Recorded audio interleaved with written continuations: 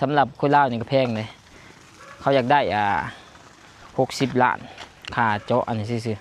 ๆมันก็แพงพุตีแสนบาทเกือบแสนบาทเห็ดประมาณจักเมตร15 เมตรเนาะหนาเฮือนข่อยกว้าง20 เมตรเกือบ20 เมตรแต่บอลสบายดีทุกคนเนาะปลาฝนก็พวมเศร้าอยู่ปากเซคือบางบอลก็น้ำท่วมเอาแถวว่าคือข่อยให้ออกไปใช้บ่ได้เลยทุกคนทางเบื้องนั่นก็ขาด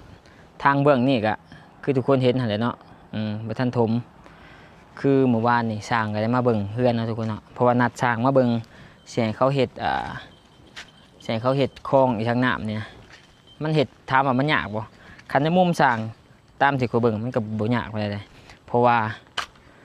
ามีแต่อันนี้ซื่อๆมีแต่เจาะตัวนี้ออกมาซื่อๆเจาะแล้วก็เฮ็ดบ่ได้ว่างอะไรดอก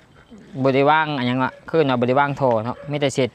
คลองน้ำอันนี้ออกมาซื่อๆเสียบน้ำไหลออกมาได้ไงมันเน่าน้ำบ่ไหลต้องได้ดูดเอาตลอดเสียบแน่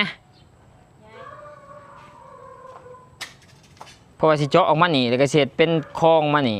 คลองมาบ่ได้ว่างท่อเฮ็ดคลองมาแล้วก็เฮ็ดฟ้าปิดซื่อๆสร้างพอมาเบิ่งหมู่บ้านฝงสิพูดได้นี่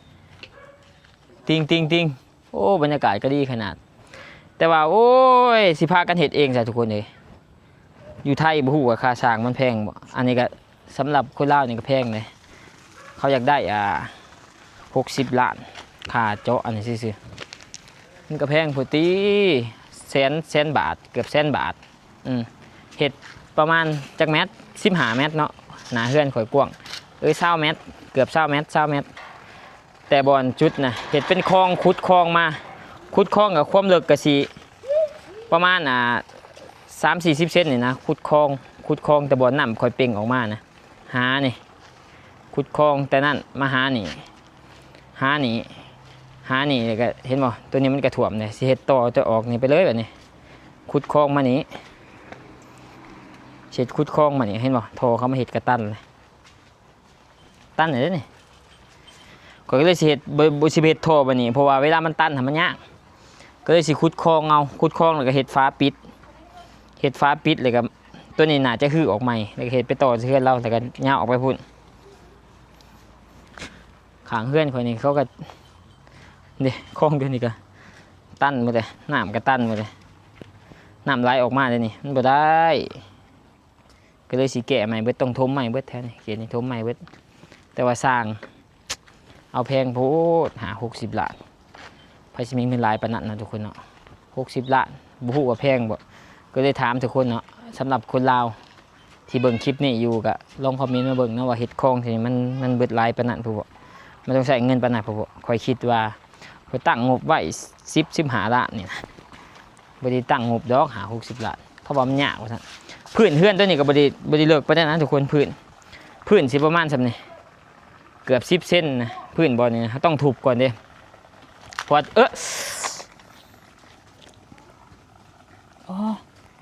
เหยียบนี่เพราะว่าโอ้ยเหยียบน้ำเลยโถดเลยทุกคนเลยเอาถ่ายไปเรียวๆไปเลยเนาะเพราะว่าพื้นเพื่อนขอเห็ดนะมันบริอันนั้นปันใดนะมันบริเลิกปันใดเพราะว่าต้นเทฮะมีแต่เนี่ยความหนาของมันนะแต่มันต้องได้ทุบบอลนี้ก่อนทุบแล้วก็ขุดลงแล้วก็เห็ดเป็นคลองน้ำแล้วก็เห็ดฟ้าปิดก็ไม่ได้ซ้ำนั่นแหละแต่ว่าสร้างเกิดมา60 ล้านเกือบแสนบาทมันก็แพงเกินไปทีเนาะก็เลยขอเรียกไปโจ๊ะไปก่อนสิพากันเห็ดเองนี่ความหนาของมันซ้ำนี่แหละซ้ำนี่ขึ้นมาจากเส้นวะโอ้น้าทำนี่ที่ต้องทุบมันนะทุบก็ไปร้ายบอลดอกทุบเป็นจุดไปทุบเบิดต้องใส่สกัดเขาเอื่นว่าก็บ่ได้อันนั้นปานใดดอกเจาะมานี่ฮอดชุดนั้น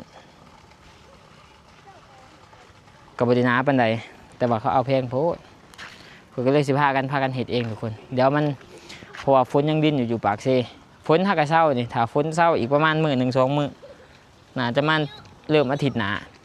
แต่ว่าเห็ดก็บ่มีคนเป็นบันไดบ่มีวิชาการสิพากันเห็ดกันเอง หมู่คู่แล้วก็มีอ้ายผู้หนึ่งที่เราเป็นเนี่ยพากันเฮ็ดกันเองเลยก็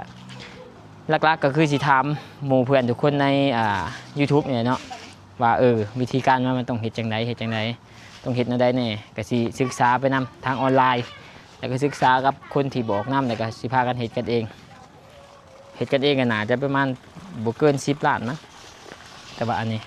เอิ้นมา60มันก็แพงโพดเด้ปลาน้ำตกโอ้ยแต่ว่าสีงามไปกล่องเบะมาเบะมากันไปคุณโอ้บรรยากาศหลังบ้านงามขนาดเลยดินบ่ผึ่งนี่นะดินบ่ผึ่งนี่ก็ยังเป็นดินวางบ่นะฮะลุบแต่เที่ยวไปได้แหละนี่ก็ต้องเด็ดเป่งเอาตลอดเนาะระบบเพื่อนข่อยขักนะมันได้ขักว่ามันได้บอลน้ำมันเที่ยวไปได้แล้วเพื่อนนะข่อยก็อยากได้ไปดินบอลใหม่อยู่ทุกคนดินมันแพงนะอยู่ลาวนี่แพงเพราะอยากซ้ำอยู่ไทยผู้ใดถ้าอยากได้ดินแคมทางนี่เฉพาะดินซื่อๆก็เป็นล้านกว่าบาทแหละเอาเงินแสนมาซื้อเนาะแต่ก็นี่แหละอยู่ไปก่อนช่วงนี้ก็มีแต่ใส่โปมน้ำมาก่อนสำเงินแป้งก็มีอยู่แต่มันแพงหลายเขากับบ่ฮู้สร้างเนาะทำในรายสร้างคือหา60 ล้านมันก็แพงปกติเนี่ยหา60 ล้านแปลงซื่อๆเรื่องมันบ่แพงบ่ไผฮู้ก็คอมเมนต์บอกเนี่ยเนาะอันนี้ก็เป็นดินเขาคือกันเป็นดินเขาส่วนหลายข่อยเที่ยวทางนี้ก็หมุนไม่ได้นะทางนั้นก็ยังถมบ่ได้น้ำมันปวดเปียดอยู่ยังแปลงตัวนี้บ่แล้วยังถมบ่ได้บ่นี่ก็ยังโอ้เลิกแห้งหาทุกคนอย่าบ่เลิกเลยเพียงหัวเข่าพุ่นสุดพุ่นทั้งเห็นเป็นดินเขาแต่มันเป็นคลองน้ำเก่าเคยนะมันเป็นน้ำเก่ามันเป็นดินนาเด้มันเป็นดินนาเป็นน้ำเก่ามันเป็นทางเก่ามันก็เลยเป็นแบบคือทุกคนเห็นเนี่ยก็แม่นความทุกคนอยู่เนาะว่าขอยบอกขอยเตือนจะแล้วตะกี้เขาก็ไปมีเงินเนาะขอยซื้อดินตะกี้มีแต่100,000 กว่าบาทนะ100,000 บาทเด้ดินขอยซื้อนะ70 ล้าน100,000 กว่าบาทประมาณ101 102 บาทซื้อต้นน่ะมันก็บ่ได้แพงปานใดแต่ว่าเดี๋ยวนี้เขาขายนะ350 ล้านเขาขาย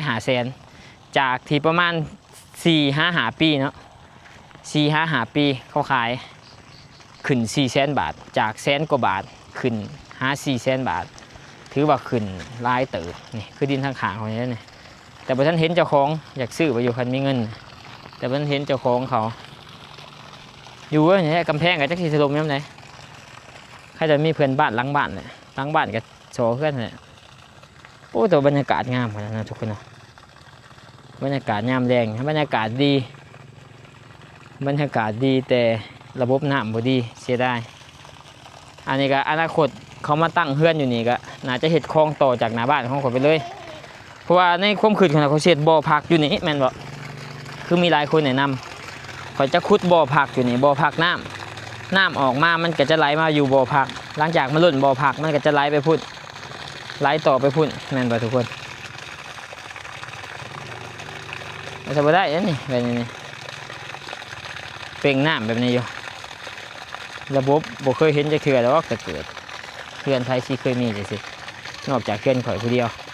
เขาขี่ใกล้มาเขาก็ยังหัวอยู่เขาเฉยเขื่อนบักหาเนี่ยได้ใส่ได้ดูน้ำอยู่ป้าหน่อยเห็ดเขื่อนเบิดล้านกว่าบาทได้สำเนียบ่คันอยู่ไทยยังได้ล้างบักใหญ่ล้างบักงามนะเอาลักๆก็คืออยากถามทุกคนว่ามันแพงโพดบ่กับข่อยจะเห็ดคลองหนาบ้านนี่นะคลองหนาบ้านในราคา100,000เนี่ยมันแพงโพดบ่หรือว่าจังไดคอมเมนต์บอกเนี่ยได้ทุกคนสิพากันเห็ดเองถิดหนานี่เริ่มเห็ดแท้แล้วก็สิถ่ายคลิปไปนำเลยก็สิถามทุกคนนำว่ามันต้องเห็ดจังไดต้องสมปูนต้องเห็ดนั่นเห็ดนี่จังไดไม่เคยเป็นเลยสร้างมันหายากอยู่ดาวนะเขาก็เลยเกเอาคือตะกี้ยังว่ามีสร้างเบียดแต่ว่าเดี๋ยวนี้เบียดก็กลับบ้านอีกช่างเบิ่งแหละเนาะไปจะได้ก็คอมเมนต์บอกเลยทุกคนราคามันสมเหตุสมผลบ่หรือว่าแนวใดบาย